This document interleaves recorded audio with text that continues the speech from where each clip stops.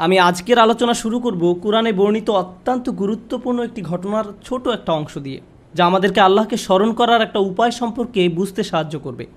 যদি সময় থাকে আমার ইচ্ছা আছে আল্লাহকে স্মরণ করার দুইটা উপায় আলোচনা করার, যে উপায়গুলো আমাদের সবার পরিচিত। আল্লাহ আজ্জা জাল্লাহ যখন মানুষ সৃষ্টি করার এবং তাকে পৃথিবীতে পাঠানোর সিদ্ধান্ত নিলেন, আল্লাহ আজ্জা জাল্লাহ প্রথমে ফেরেশতাদেরকে বিষয়টা জানালেন, ইন্নী জাইলুন ফিল আরদি খলিফা, আমি পৃথিবীতে একজন প্রতিনিধি পাঠাতে চাচ্ছি, যার পরে প্রজন্মের পর প্রজন্ম আসতে থাকবে, অর্থাৎ তারপর তার সন্তানরা আসবে, তারপর তার সন্তানরা আসবে, এভাবে চলতে থাকবে। এর আরেকটা অর্থ হলো, আমি এমন একজনকে পৃথিবীতে প্রেরণ করতে যাচ্ছি যে নিজেই নিজের সিদ্ধান্ত নেবে। অর্থাৎ আমরা কখন বসবো, কখন দাঁড়াবো তা আল্লাহ ঠিক করে দিবেন না। আমরা কখন চোখ খুলবো বা বন্ধ করব তাও আল্লাহ ঠিক করে দিবেন না। আমাদের নিজেদেরকেই সেই সিদ্ধান্ত নিতে হবে। তিনি আমাদের দিক নির্দেশনা দিবেন কিভাবে চলতে হবে, কিন্তু মানুষ এই দিক নির্দেশনা মান্য বা অমান্য করার ক্ষেত্রে স্বাধীন। ফামান শাআ ফালিউমিন ওয়া মান শাআ ফালিয়াকফুর। অতএব যার ইচ্ছা বিশ্বাস স্থাপন করুক এবং যার ইচ্ছা অমান্য করুক। এখন পর্যন্ত ফেরেশতারা জানেন যে আল্লাহ তাদের নিজেদেরকে স্বাধীন ইচ্ছা শক্তি দিয়ে সৃষ্টি করেননি। আল্লাহ আজ্জা জাল্লাহ বলছেন, লা ইয়াসুনাল্লাহা মা আমারহুম ওয়া ইয়াফআলুনা মা ইউমারুন। তারা আল্লাহ তাআলা যা আদেশ করেন তা অমান্য করেন না। আল্লাহ যা তাদের করতে আদেশ করেন ফেরেশতারা তাই করে। এখন আল্লাহ ফেরেশতাদের বলছেন, আমি নতুন এমন একজনকে সৃষ্টি করতে যাচ্ছি এবং যাকে আমি পৃথিবীতে পাঠাবো তার স্বাধীন ইচ্ছা শক্তি থাকবে, আর তারা প্রজন্মের পর প্রজন্ম ধরে পৃথিবীতে বসবাস করবে। ফেরেশতারা খুবই অবাক হলো। প্রসঙ্গত, ইহুদি এবং খ্রিস্টানদের কাছেও আদম এবং হাওয়ার ঘটনার একটা বর্ণনা আছে। তাদের বাইবেলে এই ঘটনার একটা বর্ণনা পাওয়া যায়, কিন্তু ঘটনার এই অংশটা যা কোরআনে বর্ণিত আছে সেটা বাইবেলে পাওয়া যায় না। কোরআন ছাড়া আর কোথাও এটি পাওয়া যায় না।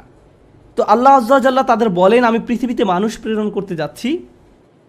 তখন তারা বলল, আতাজালু ফিহা মাইয়ুফসিদু ফিহা ওয়া ইয়াসফিকুদ দিমা।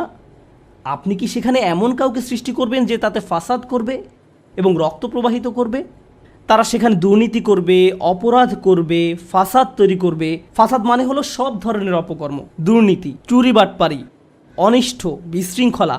ওয়াসফিকুদ দিমা, রক্তপাত করবে, তারা খুন খারাপি করবে। দাম অর্থ রক্ত আর দিমা অর্থ রক্তের নদী। তারা অনিষ্ট সাধনে এত বেশি তৎপর হবে যে কখনো কখনো গোটা গ্রামে বেপরোয়া হত্যাকাণ্ড চালাবে, বোমা মেরে পুরো শহর জ্বালিয়ে দেবে। তারা এভাবে অসংখ্য হত্যাকাণ্ড করবে।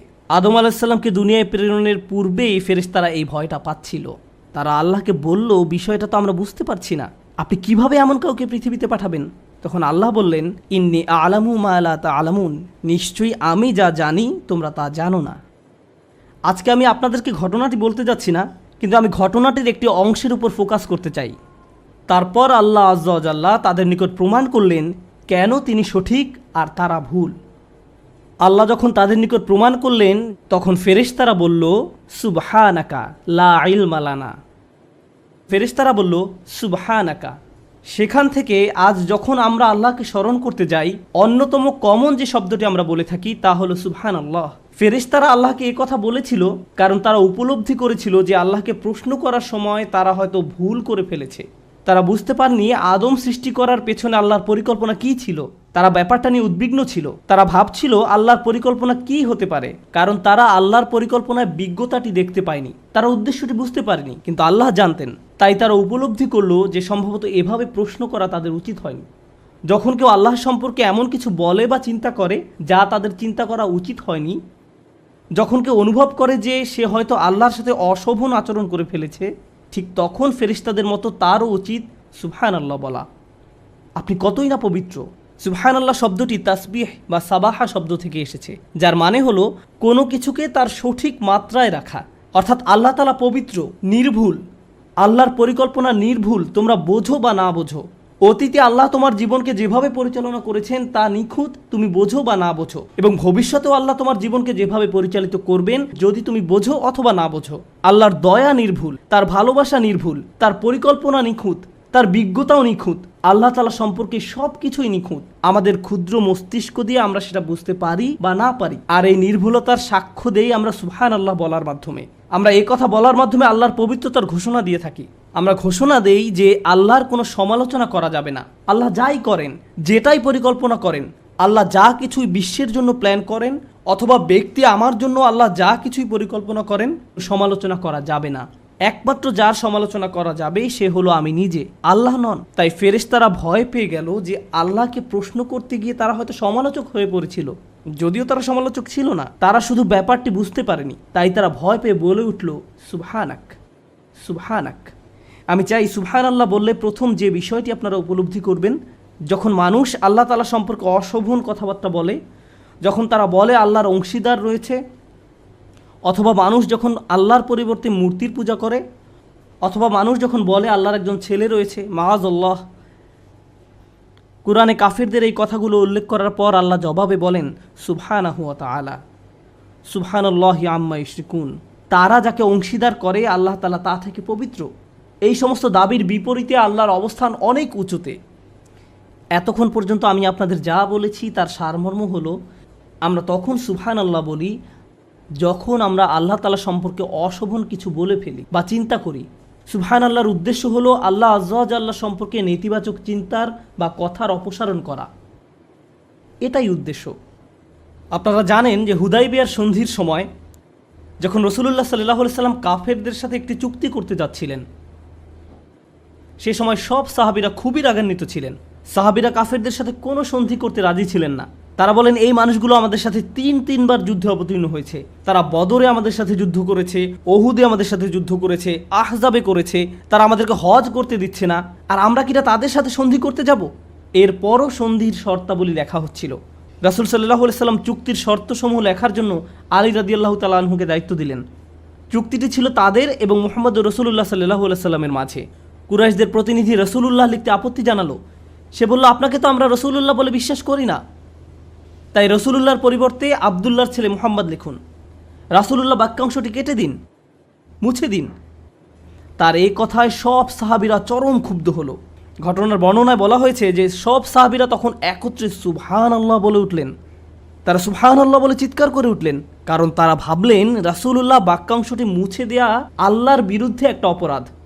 সুতরাং আমি চাই সুবহানাল্লাহ সম্পর্কে প্রথমে যে বিষয়টি আমরা মনে রাখব তা হলো সুবহানাল্লাহ বলার মাধ্যমে আমরা সাক্ষ্য দেই আল্লাহ হলেন সকল ভুল, ত্রুটি আর অপূর্ণতার ঊর্ধ্বে। যখন আপনি আল্লাহ সুবহানাহু ওয়া তাআলা সম্পর্কে ত্রুটিপূর্ণ কিছু শুনেন বা ভুল কিছু চিন্তা করেন, আর এটা শয়তানের কৌশল। আদম আলাইহিস সালামের ঘটনা সম্পর্কে আরেকটা দারুণ বিষয় আছে। ফেরেশতারা আল্লাহকে প্রশ্ন করেছিল কারণ তারা আদম সৃষ্টির ব্যাপারটি অনুধাবন করতে পারেনি। একই ঘটনায় কিছুটা পরে এসে অন্য একজন আদম আলাইহিস সালামের সৃষ্টি নিয়ে প্রশ্ন তুলেছিল। ইবলিসও প্রশ্ন করেছিল। সে বলল, আসজুদু লিমান খলাকতা তিনা, এমন ব্যক্তিকে সিজদা করব যাকে আপনি মাটির দ্বারা সৃষ্টি করেছেন? কেন এমনটা করতে যাব? ফেরেশতারা প্রশ্ন করেছিল, আবার ইবলিসও প্রশ্ন করেছিল। আল্লাহ আমাদের শিক্ষা দিচ্ছেন যে কখনো কখনো মাথায় প্রশ্ন আসতে পারে। ফেরেশতার মতো ভালো হলেও প্রশ্ন আসতে পারে, আবার ইবলিসের মতো খারাপ হলেও প্রশ্ন আসতে পারে। প্রশ্ন আসাটা সমস্যাপূর্ণ নয়। প্রশ্ন আসার পর আপনি কি করেন তার উপর ভিত্তি করে সমস্যা তৈরি হতে পারে। খারাপ চিন্তা আসার পর আপনি কি করেন সেটাই দেখার বিষয়। খারাপ চিন্তা আসার সাথে সাথে ফেরেশতাদের মতো সুবহানাল্লাহ বলুন এবং চিন্তাটাকে মেরে ফেলুন। আর যদি এমনটা না করেন তাহলে আপনি ফেরেশতাদের পথ অনুসরণ করছেন না, আপনি শয়তানের পথ অনুসরণ করছেন। এ দুটার মাঝে পার্থক্য এটাই। যদি চাকরি হারিয়ে ফেলেন তখন আপনার মনে এই ভাবনাটা এসে পড়তে পারে যে আল্লাহ আমার সাথে কেন এমনটা করলেন? আল্লাহর প্ল্যান কি? যে 2 বছর যাবত আমি চাকরি খুঁজছি, কোনো চাকরি পাচ্ছি না, বা আল্লাহ কেন আমার পরিবারের অমুক সদস্যকে ক্যান্সার দিলেন, অমুক অমুক ঘটনা কেন ঘটলো, কেন ওই বাচ্চাটাকে মরতে হলো, আমাদেরকে কেন দেশ ছাড়তে হলো। মানুষ তাদের জীবনের বিভিন্ন ঘটনাকে প্রশ্ন করে। মাঝে মাঝে মানুষ প্রশ্ন করে, পৃথিবীতে কেন এত যুদ্ধ বিগ্রহ? আল্লাহ কেন এসব ঘটতে দিচ্ছেন? কেন এখানে কেন ফিতনা হচ্ছে, ওখানে কেন এই ফিতনা হচ্ছে?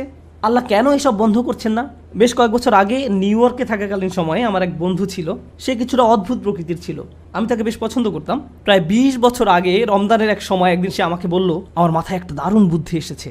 সে বলল, চলো আমরা আল্লাহর কাছে দোয়া করি তিনি যেন সব জিনদের দিয়ে একটা সেনাবাহিনী তৈরি করেন। তারপর এই জিনদের বাহিনী ইসলামের সব শত্রুদের মেরে ফেলতে পারবে। এতে আমাদের সব সমস্যার সমাধান হয়ে যাবে।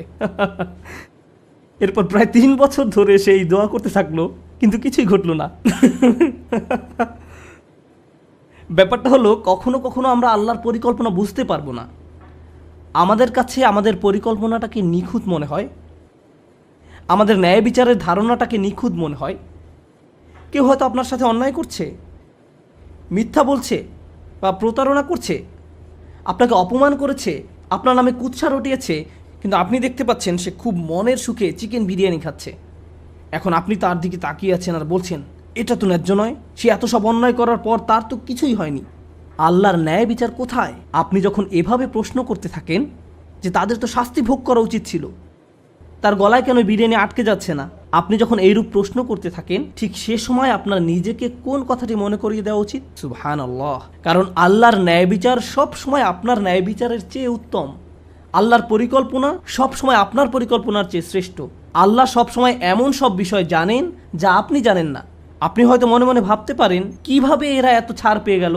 ভাবছেন আল্লাহ হয়তো কোনোভাবে তাদের ছেড়ে দিয়েছেন। কিন্তু এভাবে চিন্তা করার অর্থ হলো আপনার মাথায় কোনো এক জায়গায় এই চিন্তাটা ঘুরপাক খাচ্ছে যে আল্লাহ ন্যায় বিচার করেননি। আর যদি মনে করেন আল্লাহ ন্যায় বিচার করেননি, আর সেজন্য এই চিন্তা থেকে একটু পেছনে সরে এসে আপনাকে বলতে হবে, সুবহানাল্লাহ, হে আল্লাহ, আপনি নিখুঁত, ত্রুটিহীন, আপনি পবিত্র।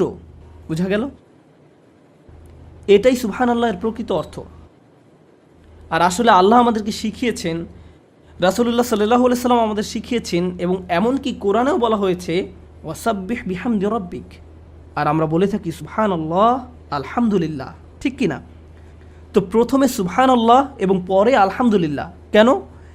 কারণ আল্লাহ সম্পর্কে খারাপ চিন্তা থেকে মুক্ত না হলে সত্যিকার অর্থে আল্লাহকে ধন্যবাদ দিতে পারবেন না এবং আল্লাহর প্রশংসাও করতে পারবেন না। আপনি হয়তো মুখে বলবেন আলহামদুলিল্লাহ, অন্তরে এটা অনুভব করবেন না। এমন মানুষের সাথে কখনো দেখা হয়েছে যারা তাদের জীবন নিয়ে সুখী নয়? সব কিছু কেমন যাচ্ছে? আলহামদুলিল্লাহ। সে মুখে বলছে আলহামদুলিল্লাহ, কিন্তু আল্লাহ তার জীবন যেভাবে পরিচালিত করছেন তাতে সে সুখী নয়। সে এই ব্যবস্থাপনার বিরুদ্ধে আপত্তি তুলছে। কোন জিনিসটা অনুপস্থিত? সুবহানাল্লাহ অনুপস্থিত। আর সে কারণেই তার আলহামদুলিল্লাহ দুর্বল। সুবহানাল্লাহ না থাকলে আলহামদুলিল্লাহ পূর্ণাঙ্গ হবে না। আর তাই রাসূলুল্লাহ সাল্লাল্লাহু আলাইহি সাল্লাম কত নিখুঁতভাবে বলছেন আমাদেরকে, সুবহানাল্লাহি নিসফাল মিজান ওয়ালহামদুলিল্লাহি তামলাউল মিজান। সুবহানাল্লাহ হলো পাল্লার অর্ধেক, আর আলহামদুলিল্লাহ সে পাল্লাকে পরিপূর্ণ করে দেয়।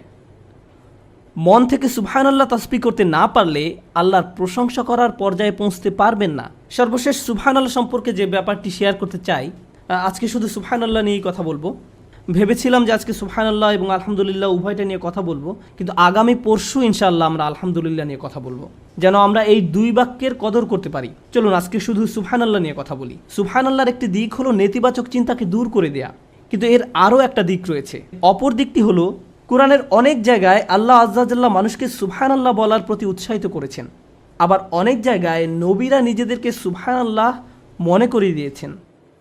আপনাদের মনে রাখতে হবে, সুবহানাল্লাহ হলো সেই ঘোষণা দেয়া যা আল্লাহ হলেন পবিত্র এবং নিখুঁত। ফেরাউনকে চ্যালেঞ্জ জানানোর জন্য দায়িত্ব দেওয়া হয়েছিল মূসা আলাইহিস সালামকে। তিনি আল্লাহর কাছে দোয়া করেন যে আমার একার পক্ষে এই দায়িত্ব পালন করা কঠিন হবে, আমার ভাইকে আমার সাথে দিন। আশদুদ বিহি আজরি ওয়াশরিকুহু ফি আমরি, তার মাধ্যমে আমার কোমর মজবুত করুন এবং তাকে আমার কাজে অংশীদার করুন। তখন আল্লাহ হারুন আলাইহিস সালামকে তার সাথী করে দিলেন। তারপর তারা উভয়ে গেলেন এবং ফেরাউনকে চ্যালেঞ্জ করলেন। মূসা আলাইহিস সালাম যখন হারুন আলাইহিস সালামকে সাথে দেওয়ার জন্য দোয়া করেন, কাই নুসাব্বিহাকা কাসীরা ওয়া নাযকুরাকা কাসীরা ইন্নাকা কুনতা বিনা বাসীরা, সহজভাবে বললে আমার ভাইকে আমার সাথে দিন, যেন আমরা উভয়ে অনেক বেশিবার সুবহানাল্লাহ বলতে পারি এবং যেন আমরা আপনাকে অনেক বেশি স্মরণ করতে পারি। প্রথমে তিনি হারুন আলাইহিস সালামকে চাইলেন যেন হারুন আলাইহিস সালাম তাকে ফেরাউনের মোকাবেলায় সাহায্য করতে পারেন। এরপর মূসা আলাইহিস সালাম আল্লাহর নিকট ব্যাখ্যা করে বললেন, আমি হারুনকে আমার সাথে চাই যেন সে এবং আমি অনেক বেশি আল্লাহর স্মরণ করতে পারি। এখন ফেরাউনকে মোকাবেলার সাথে সুবহানাল্লাহর সম্পর্ক কি? যখন আপনি ইসলামের দাওয়াত দেন, কারো নিকট ইসলাম ব্যাখ্যা করেন, ধরুন রাস্তায় কারোর সাথে আপনার দেখা হলো এবং সে আপনাকে ইসলাম সম্পর্কে বিভিন্ন প্রশ্ন করতে লাগলো, আর আপনিও তার উত্তর দিতে থাকলেন। অনেক সময় আপনি আল্লাহর বাণী পৌঁছে দিতে চান, ঠিক কিনা? এখন কারো যদি ফেরাউনের মতো ব্যক্তিত্ব থাকে, সে আপনাকে নিয়ে তুচ্ছ তাচ্ছিল্য করবে, সে আপনার ধর্ম নিয়ে হাসি ঠাট্টা করবে, আপনার নবীকে নিয়ে ব্যঙ্গ করবে, আপনার ধর্মের কিতাব নিয়ে ব্যঙ্গ করবে, এবং ফেরাউনও ঠিক এটাই করেছিল। এখন কেউ যদি আপনাকে নিয়ে উপহাস করে, এতে কি আপনার মেজাজ খারাপ হবে না? এতে আপনার প্রচণ্ড রাগ হবে। এখন আপনি জানেন না এই রাগ হওয়াটা কি আপনার ব্যক্তিত্বের উপর আঘাত আসার কারণে হয়েছে, নাকি আল্লাহর দ্বীনকে অপমান করার কারণে হয়েছে? কারণ আপনি তো এখানে নিজের ইগোর প্রতিনিধিত্ব করছেন না, আপনি এখানে আল্লাহর দ্বীনের প্রতিনিধিত্ব করছেন। মূসা আলাইহিস সালাম জানেন তিনি মারাত্মক রেগে যান, কিন্তু যখন তিনি আল্লাহর দ্বীনের প্রতিনিধিত্ব করছেন, তখন তার পক্ষে রেগে যাওয়া শোভা পায় না। আপনাদের মনে থাকার কথা, তিনি একবার এতই রেগে যান যে ফেরাউনের এক সৈনিককে প্রচণ্ড জোরে ঘুষি মারেন এবং তার ফলে তার মৃত্যু ঘটে। আরেকবার তিনি তার ভাইয়ের দাড়ি চেপে ধরেন, অন্যবার আলওয়াহ ভেঙে ফেলেন। যদিও প্রতিবার রেগে যাওয়ার পেছনে যথেষ্ট যৌক্তিক কারণ ছিল, তিনি এমনকি আল্লাহর নিকট দোয়া করেন, আউযু বিল্লাহি আন আকুনা মিনাল জাহিলিন। তিনি জানতেন যে ফেরাউন এমন সব কথা বলবে যা তাকে রাগিয়ে তুলবে, আর এভাবে যদি তিনি রেগে যান তাহলে আল্লাহর দেয়া দায়িত্ব ঠিকভাবে পালন করতে পারবেন না। আল্লাহ হলেন নিখুঁত, পবিত্র, ত্রুটিহীন, নিখুঁত, পবিত্র আল্লাহ আমাকে এই দায়িত্ব দিয়েছেন। আমি যদি সঠিকভাবে এই দায়িত্ব পালন করতে না পারি তাহলে আমার ভাই আমাকে মনে করিয়ে দিবেন, সুবহানাল্লাহ, নিখুঁত এবং পবিত্র আল্লাহ তোমার কাছ থেকে আরও উত্তম কিছু আশা করেন। আমার দুর্বলতায় সে আমাকে সাহায্য করবে, আর তার দুর্বলতার সময় আমি তাকে সাহায্য করব। আল্লাহ যে নিখুঁত আমরা একে অন্যকে তা বারবার স্মরণ করিয়ে দিব। আল্লাহ আমাদেরকে এই মহান দায়িত্ব দিয়েছেন, আমরা একত্রে আল্লাহর তাসবিহ করব।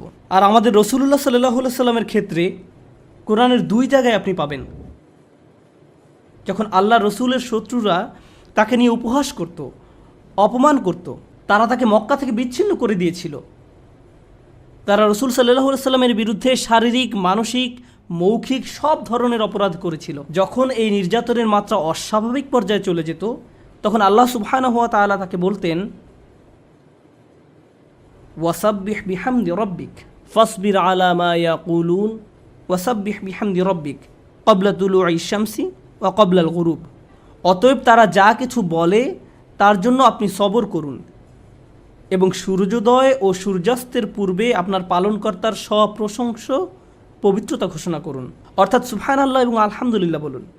কেউ কেউ এখানে প্রশংসা এবং পবিত্রতার ঘোষণা দেয়া বলতে নামাজ বুঝিয়েছেন। আল্লাহ বিশেষভাবে সূর্যোদয়ের আগে এবং সূর্যাস্তের পূর্বের সময় উল্লেখ করেছেন। কেন? রাসূলুল্লাহ সাল্লাল্লাহু আলাইহি সাল্লামকে বলা হলো যে জীবন পরিবর্তনশীল, কাফেরদের শত্রুতা কখনো তীব্র রূপ ধারণ করবে, আবার কখনো কমে যাবে, আর আল্লাহ চাইলে এদের পরাজিত করতে পারেন। মাঝে মাঝে সব কিছু দিনের আলোর মতো পরিচ্ছন্ন হয়ে উঠতে পারে, আবার মাঝে মাঝে সব কিছু রাতের আধারের মতো অন্ধকারাচ্ছন্ন হয়ে যেতে পারে। আপনার চারপাশের পরিস্থিতি পরিবর্তনশীল, কিন্তু যার কোনো পরিবর্তন নেই তিনি হলেন আল্লাহ। আল্লাহ হলেন নিখুঁত এবং পবিত্র। তাই যখন আপনি দেখবেন আলোকিত আকাশ অন্ধকারাচ্ছন্ন হয়ে পড়েছে বা অন্ধকারাচ্ছন্ন আকাশ আলোকিত হয়ে উঠছে, তখন মনে রাখুন আল্লাহ যদি এই মহাবিশ্বকে পরিবর্তন করতে পারেন, তিনি আপনার অবস্থাও পরিবর্তন করতে সক্ষম এবং আপনার প্রতি আল্লাহর সমর্থন। সুবহানাল্লাহ। তারপর যখন অন্ধকার সময়ের অবসান হলো এবং চারিদিক আলোকিত হয়ে উঠল, অর্থাৎ যখন ইসলামের বিজয় হলো, ইযা জাআ নাসরুল্লাহি ওয়াল ফাতহ ওয়া রাআইতান নাসা ইয়াদখুলুনা ফি দীনিল্লাহি আফওয়াজা, যখন আল্লাহর সাহায্য এবং বিজয় আসবে এবং আপনি মানুষকে দেখবেন দলে দলে আল্লাহর দ্বীনে প্রবেশ করছে, তখন আল্লাহ কি করতে বললেন? ফাসাব্বিহ বিহামদি রাব্বিকা ওয়াস্তাগফির। তখন আপনি আপনার পালনকর্তার সপ্রশংস পবিত্রতা ঘোষণা করুন এবং তার কাছে ক্ষমা প্রার্থনা করুন। এখন আবার আল্লাহর পরিপূর্ণতার এবং পবিত্রতার ঘোষণা দিন। কেন? কারণ খারাপ সময় যেমন সব সময়ের জন্য নয়, একইভাবে ভালো সময়ও সব সময়ের জন্য নয়। একমাত্র আল্লাহ সুবহানাহু ওয়া তাআলা সব সময়ের জন্য।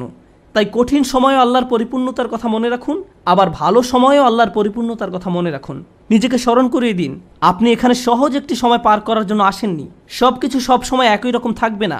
আপনার জীবনের কোনো কিছুর পরিবর্তন ঘটলে শয়তান চায় আপনি যেন আল্লাহর সিদ্ধান্তের বিরুদ্ধে প্রশ্ন তুলেন, যেভাবে সে প্রশ্ন তুলেছিল।